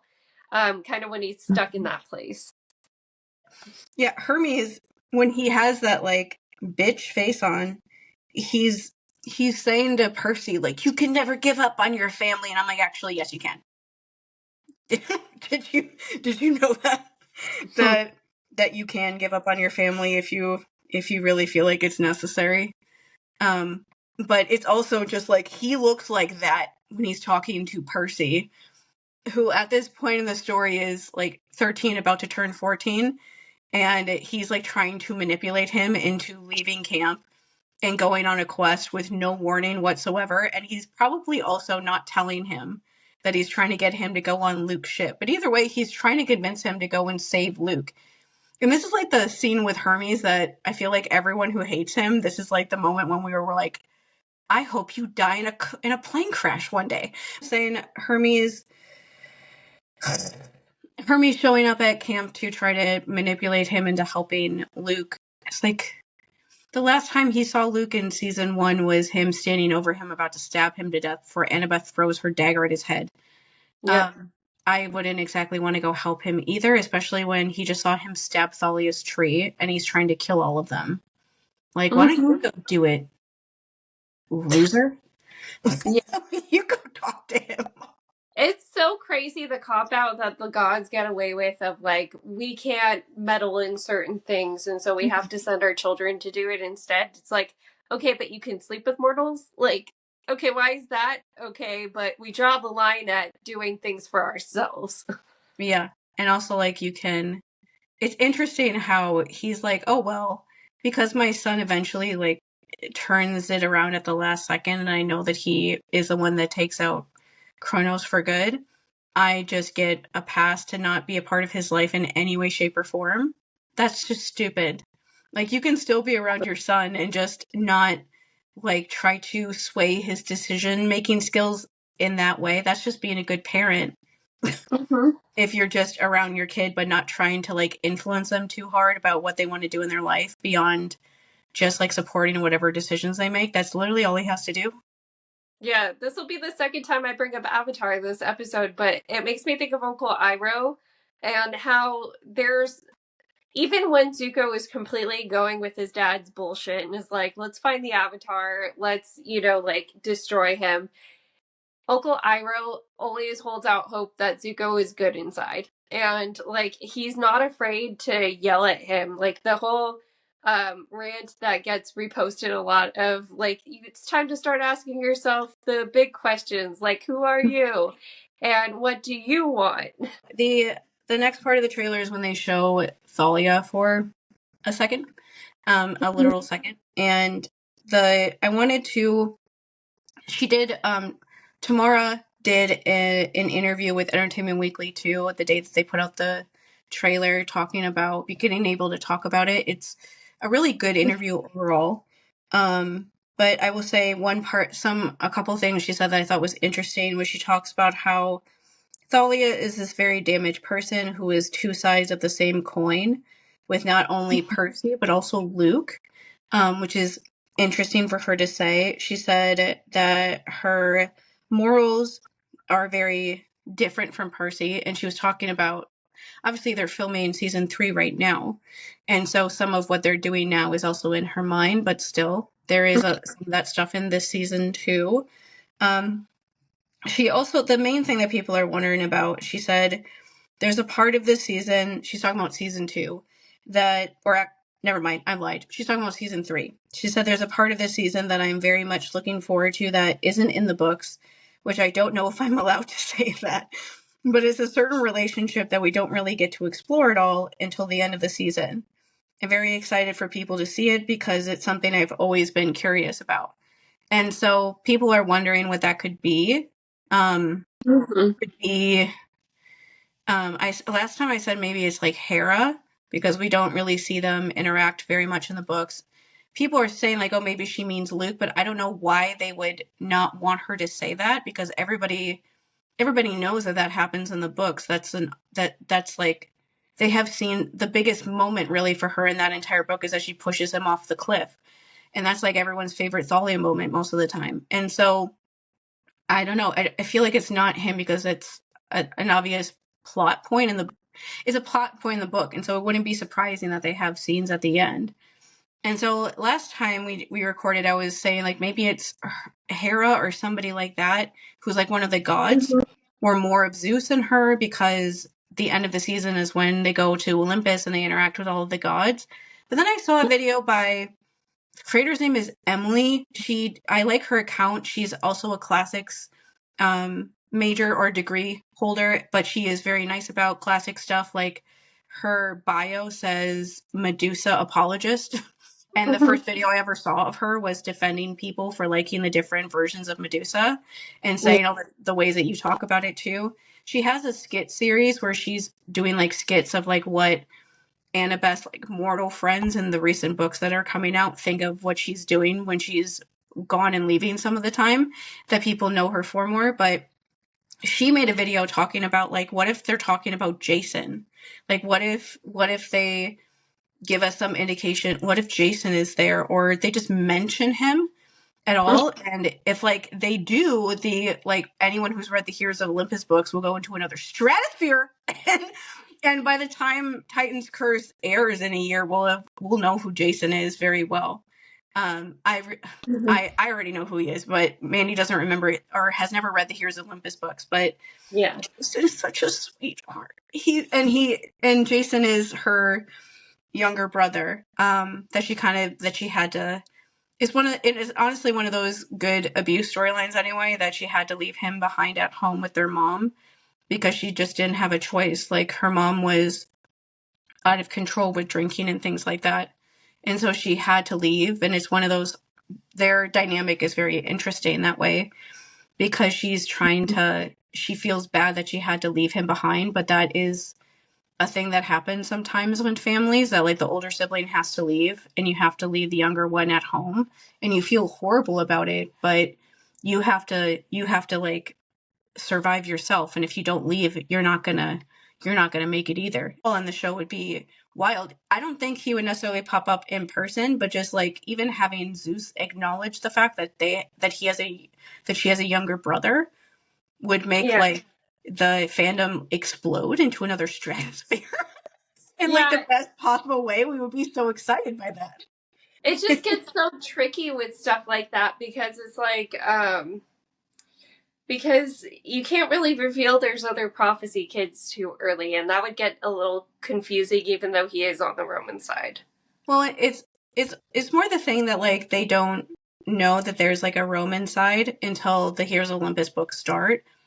And so it's one of those things, like how we talked about like the blue icing and blue food stuff, that they could have Zeus and her be talking about Jason, but they wouldn't like mention that like Jason is on like the Roman side, because Thalia wouldn't even know that. Like she left when he was so little that she wouldn't even know really what happened to him.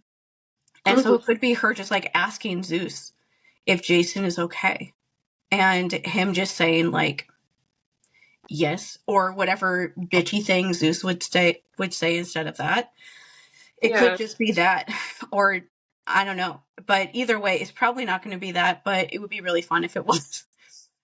Just because, why not? And okay, the main thing though with Thalia we wanted to talk about was the very interesting opinions Yeah. that some people were having. Yeah, so of course, like, our friends are on the very positive side, but of course, there's also some of the negative side. And a lot of it boils down to similar criticism when Leah's casting was announced of, you're just kind of being racist and you don't realize it. And a lot of the criticism that people think they're getting away with is she doesn't look punk enough. And one thing that is really important to touch on for us is that she's literally homeless at the point that she gets frozen into a tree. And so any clips of her before that, she's on the run, you know, like any clips of her after being awoken from the tree, she was literally a tree. Like, I mean, there's no other way to say it.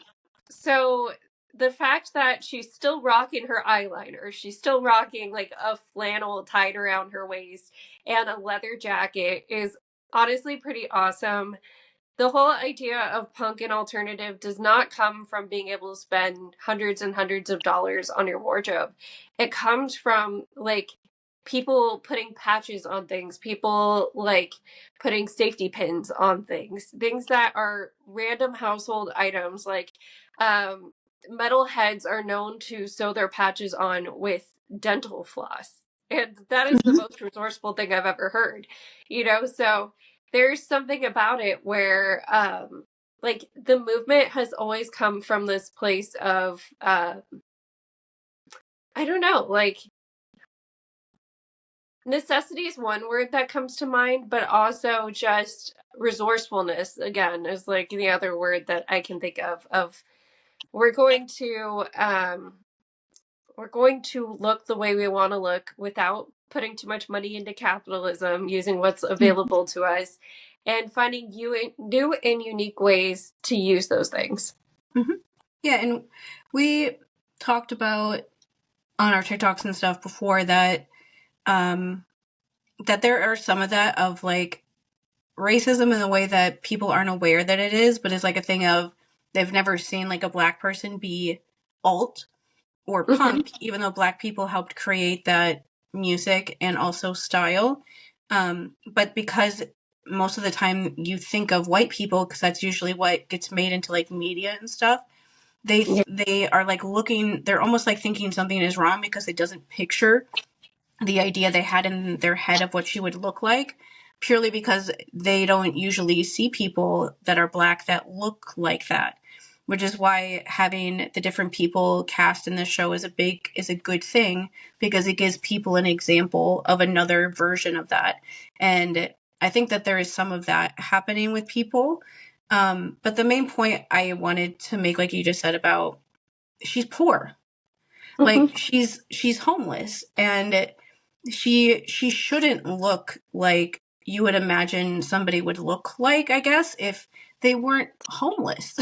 And it just made me think about how a couple months ago there was a creator on TikTok who's really big, and he made a video talking about how much he loves Percy Jackson. And he's kind of like a stand-up comedian kind of creator. And he was talking about how when he grew up, he was homeless and living in shelters and stuff.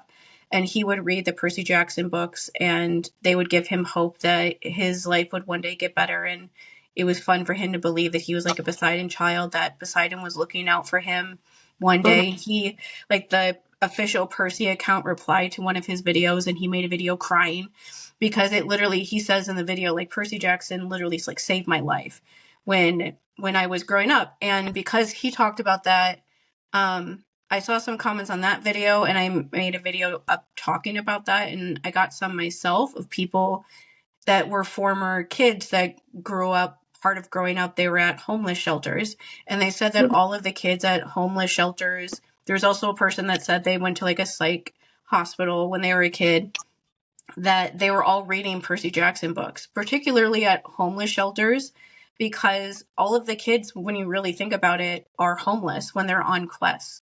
they don't have anywhere to stay. They're always living, they're like sleeping outside, eating food out of dumpsters, making deals with gods because they'll give them food, finding, like, sneaking onto like trains and things like that, trying to like hitch rides.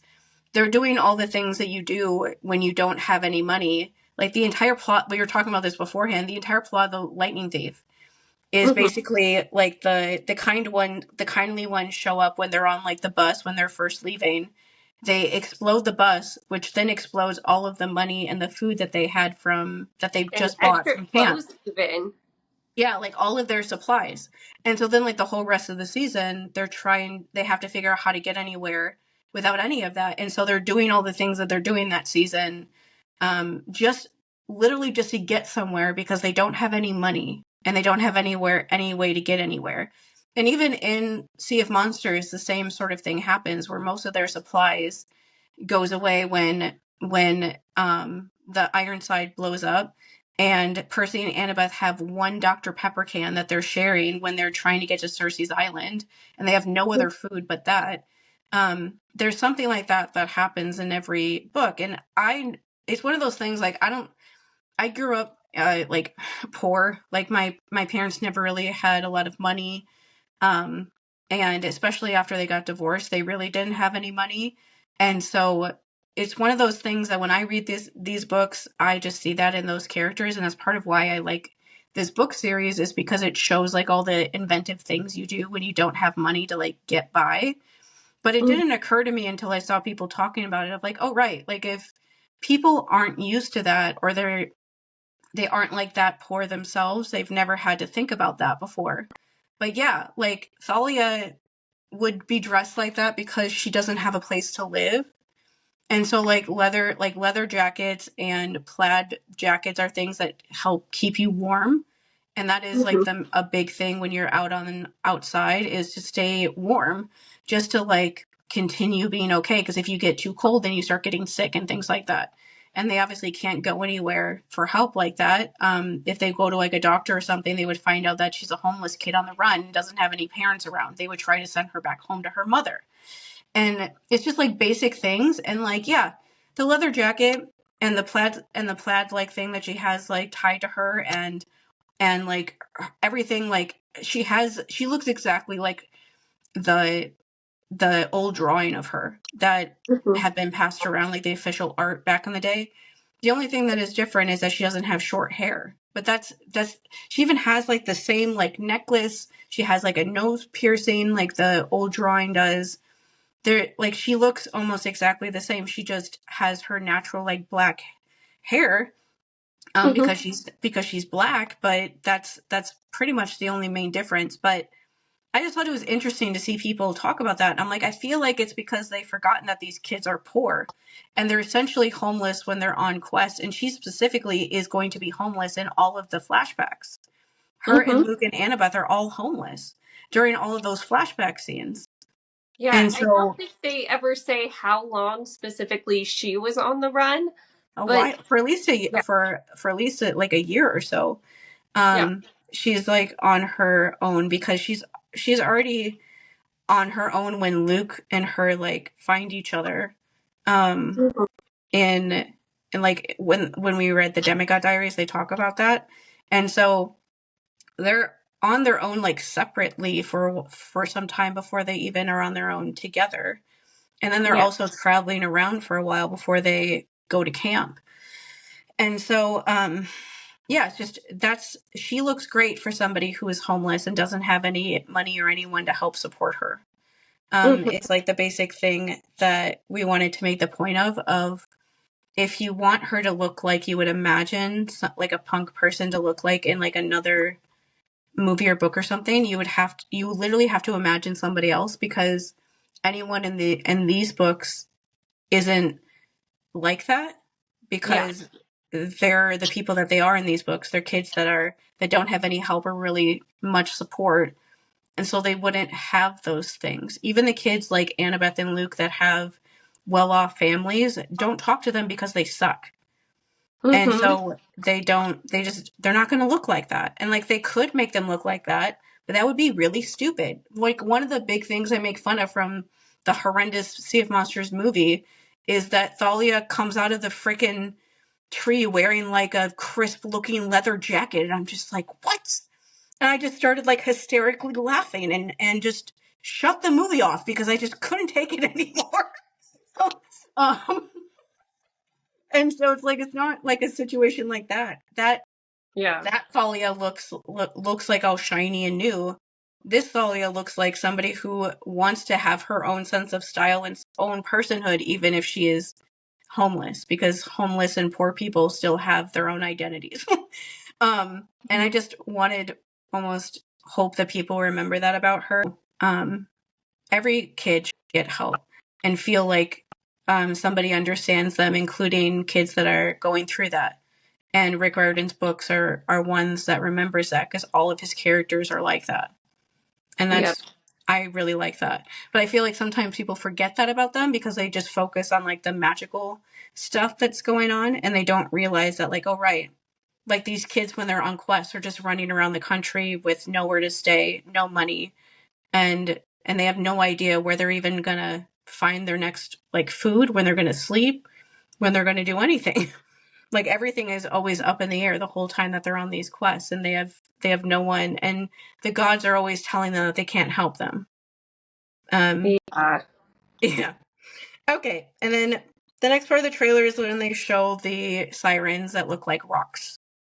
Some people didn't realize that those were the sirens, but they definitely look like the rocks itself are the sirens, but I think that they live in a very rocky area, so they probably still haven't even shown them. But they do show a little bit of Annabeth looking at them and looking really scared. That's likely where Athena probably will show up, because we know that she was cast for this season. Yes. We'll see if she shows up at any other point, but we at least know that she shows up then to be super passive aggressive and rude, as Athena is all the time. Okay, then they show a little bit of Cersei, everything looking like golden shiny. We see Vanilla the hamster. Oh my god. Sorry. I need so many videos of them interacting with the hamster. And Becky said that the parrot was really funny from Cersei's Island too, because parrots can talk. And I know that Rick said something that the parrot kept like repeating a phrase whenever he would walk by, and so he's like, I'm sorry if that ends up being on the show. And so I can only imagine what kind of things they would say to them when they were filming a show like this. Like, what words did this parrot learn by being on set for a Greek mythology show? The main thing from this part is there's this one scene where Percy is from the beginning part when he's at camp. There was a picture of him being like escorted to his cabin, and one of the kids from that scene is in the behind the scene of this part, and it's him saying like real heroes are supposed to help people. I think that's him trying to get them to go after Grover, but they won't, or they say they don't want to. But that's him trying to get them to do it, and that I think that's funny because that's like our entire point about the first 5 books summed up in one sentence. Real heroes go after people and help them because that's what you're supposed to do. They take care of each other. That's what real heroes do. I was like, oh, thanks, guys, for summing everything up so easily that we tried to get people to understand, like in 2 sentence time. That saves a lot of time and energy. And then they show the sarcophagus where Kronos is, and it's talking to Luke and telling him to go kill Percy, which is just fun.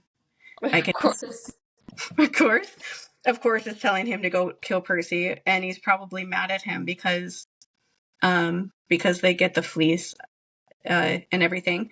And so this ending part when they're showing like an explosion going off on the Princess Andromeda, and then they go into like the battle that isn't in the book where Luke shows up at camp to kill Percy. And so this is like the part where I have like speculations, I guess. And the first speculation is I think they're foreshadowing them going on a Princess Andromeda in the last Olympian with, Beckendorf and everything by having the kids in this season break onto the Princess Andromeda to try to steal the Golden Fleece from Luke.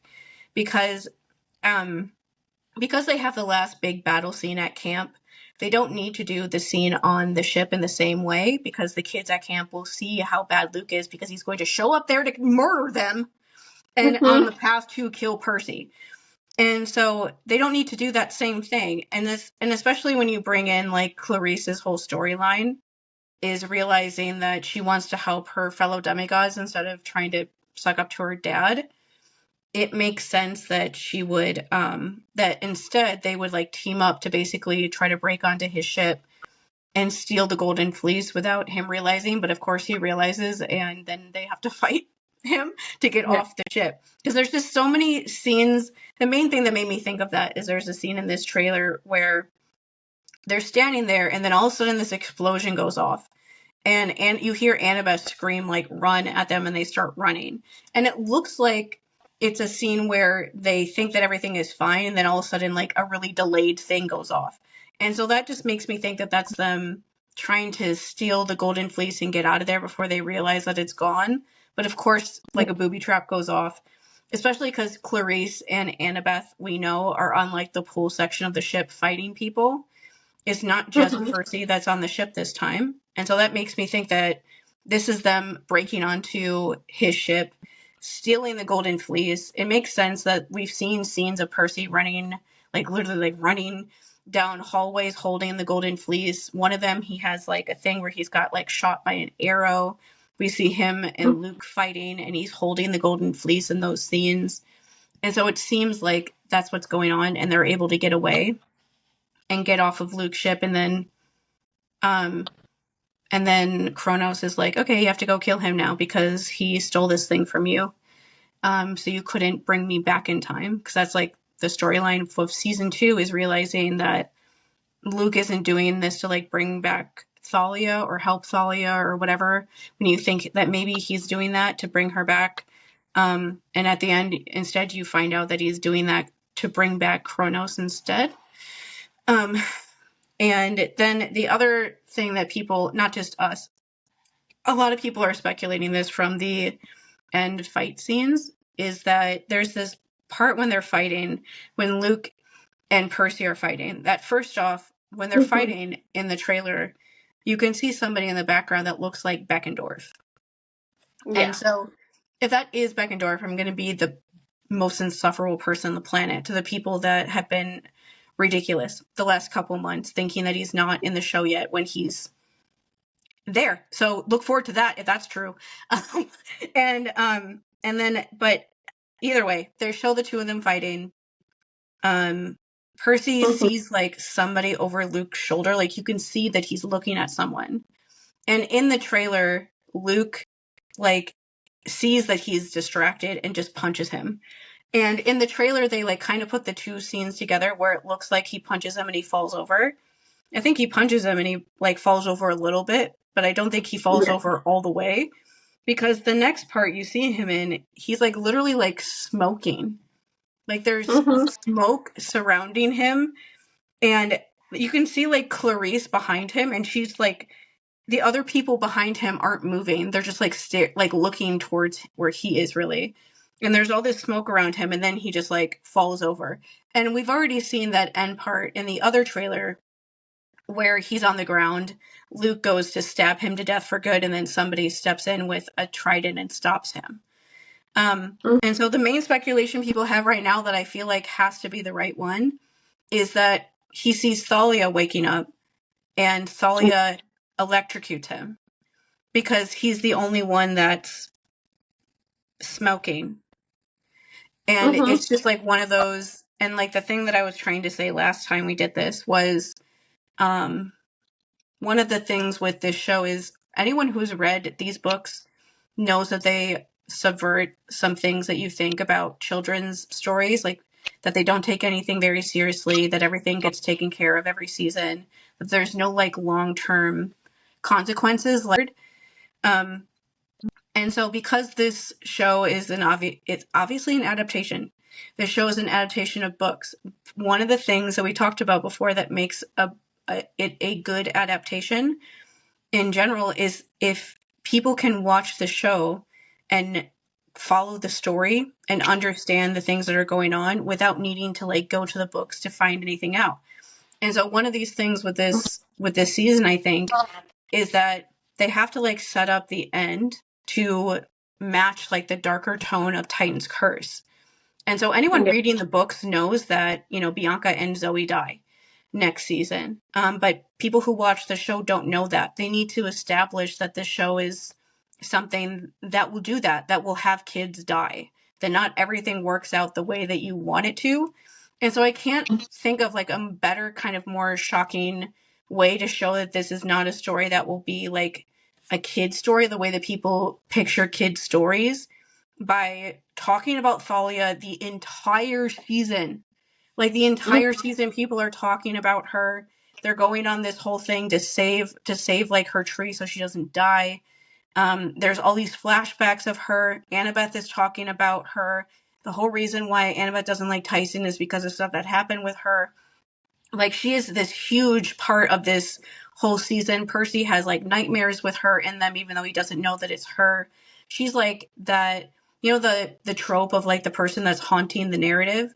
That is like, she is basically the narrative, but she's also haunting them at the same time this entire season. And this, especially with this season, him knowing about like the full prophecy, you can only imagine that people are going to expect that she's going to come back and she's going to help Percy and she's going to make everything better and everything's going to be okay now because now there's a child of Zeus here to help him. So it's not just him handling things on his own. We know, people who have read Titan's Curse obviously know that that's not exactly how this goes, that she doesn't get along with him for a good amount of the time. And there's just like fundamental things that are different about them. But like the way to definitely like throw that all up in the air and be like, excuse me, is for her to come back and just like immediately electrocute him because he's fighting Luke. And it's one of those things of when she dies, she's trying to protect Luke and Annabeth. And so she would see somebody fighting Luke and would just like step in and want to do it. And it's one of those things that the thing I think about with Luke is that he has all these people that are willing to like do all these things for him, and he just like leaves all those people behind. Like Thalia is willing to electrocute a complete stranger in order to protect you, and Annabeth is trying to convince people to believe in you, even though there's nothing there to believe in. And you just abandon them. Like, you have people in your life that care this much about you, and you treat them this way. It's just like he has no idea how lucky he is to have people like that in his life. And I feel like that's a lot of kind of Percy's story is like, what? Like, I'm trying to do all of these things. I'm trying to help everybody. I'm trying to help all these demigods. I'm trying to help everyone. I'm trying to help you. I've been trying to save your life this whole season. And he gets like rewarded with that. Because I will say it does make sense, because he looks real messed up when he's laying on the ground after whatever happens. And it would be, even if it is that, it would still be very like literally shocking and figuratively shocking to see that as like the ending part of the season of like, you know, does she believe them when they try to tell her how Luke is now? Is she like, we know she's like tempted to join him in the next season, but still, like, are they going to show some of that stuff of her like not being sure when the other kids so far have been more sure that they don't want to join Luke, but she's one that isn't sure about that? It's just really interesting to think about all of that kind of stuff. And also, it also makes the fact that she electrocutes him again when they're fighting during the capture the flag stuff somehow worse, because she's done it already. And like, unlike the first time, if it happens this way, she doesn't really know him or understand fully what's going on. So it would be even worse if she does it again. But other than that, the ending, this ending part is when Percy was looking at Poseidon, and I was like, why does his face look like that? And then I realized that he's mad at him, and he's trying to hide the fact that he's mad at his dad. Yeah, there's a quiet anger about his face. I'll definitely agree with that. Yeah, he's just looking at him like, I really don't like you. I'm not really sure that I like you. I'm not really sure that you like me. but you're here talking to me, and so I have to listen to you, right? But he like is very unsure about what he thinks about Poseidon. And then the ending part is like the best thing ever, which is just Scylla and Charybdis. It looks like to me, like when I watched that the first time, it looks like to me like, and this is what I mean by like Poseidon giving him advice about like try whatever, like believe in your abilities. That shot is like gorgeous anyway, and shows just like in 5 seconds, it shows just like the overwhelming like gravity of what it will be like for them to try to fight Scylla and Charybdis. They've never fought monsters this overwhelming before. And they're just, the whole point of them in the story is that they're supposed to be like the impossible thing that you can't get past. And so it'll be really nice to see that. And then, but it's the main thing I really liked from this part is that it shows like Percy trying anything. In like the ending part, you see like this big column of like wind or something. And I'm like, that has to be Percy, because Scylla and Charybdis don't make like wind like that. They're water. No. They wouldn't really show up that way. And so when you look at like the very end part, he's standing on like the very, like you can see him when you pause the trailer at the very end, standing at like the very top. He's basically making the ship a giant like surfboard. And he like pulls wind towards him, and he's trying to like literally like push the ship through Charybdis before Scylla takes him, or before Charybdis just eats them. And if you look at like the bottom right at the end, you can see like the little like things that look like sharks that are like Charybdis going around them. So they're in the middle of it, and he's just trying to do anything to like literally push them through. And he says during that part, like, I'm not going to let some monster stand in my way. And like, we know from the other trailer, like him and Annabeth are talking, and Annabeth's like, you're the son of Poseidon. Can you like handle this? And that's when he tells her, like, let's go do the impossible. Like, they know that this is not something that they can really do, that this is an impossible thing for them to try, but he's going to try anything. He doesn't want everybody to die. And it's hard knowing that we know what happens after this part, but it just shows that and that's like a very like Percy thought to have. I'm like, he's about to be 14-year-old kid. He's sitting there thinking like, we need to get out of here faster. So he's just trying to think of something to try to make, almost like add extra things to this boat to make it move faster so they can just get out of here. We don't know what happens after that moment, but that ending shot is really cool. I've seen a lot of videos of like the movie bro guys reacting to the trailer, and every time they get to that part, they all just stop talking because they're like amazed by what it looks like, and they're just looking at it like that emoji face that looks really happy because they literally look like that, of like, oh my god. In like a really good way. They're when like movie bros that talk about comic book movies are impressed by our like TV show, that's a really good sign of how good that looks. And that does look absolutely amazing. That shot is just a gorgeous like shot. It's a great like kind of narrative shot of, they can show in 3 seconds how scary everything is. But yeah, that's basically the trailer. The season comes out in a month. There'll be a lot of things between then and now to talk about as they do more interviews and things like that. Don't watch any of the leaks, and if you do watch any of them, don't tell us anything from them. Oh my gosh. Don't post things from them online for people like us who don't want to watch them right now. Keep to like spoiler only areas so that we don't see anything accidentally or purposely when people are just posting things and it shows up on your FYP. Don't be somebody that like makes people see stuff they don't want to see. Exactly. It's not too hard. We only have 1 more month to go, guys. Like, yeah, we can it's handle only a couple more weeks. Yeah. We were going to talk about Cold Springs, but I do have to get going for like putting William to bed. So let's plan on talking about it next week, actually, especially because we ended up doing such a big trailer episode. That's fine. And honestly, after the snafu, I'm just like, let this one actually upload. I know. I'll be happy if that happens. But yeah, next week we'll talk about Cold Springs, which is the Rick Riordan troubled teen industry book that he put out before he put out Percy Jackson from 2003. And I'm sure there'll be other news that will come out then, and we'll talk about that then too. And hopefully that will record the first time we do it. Yes, of course.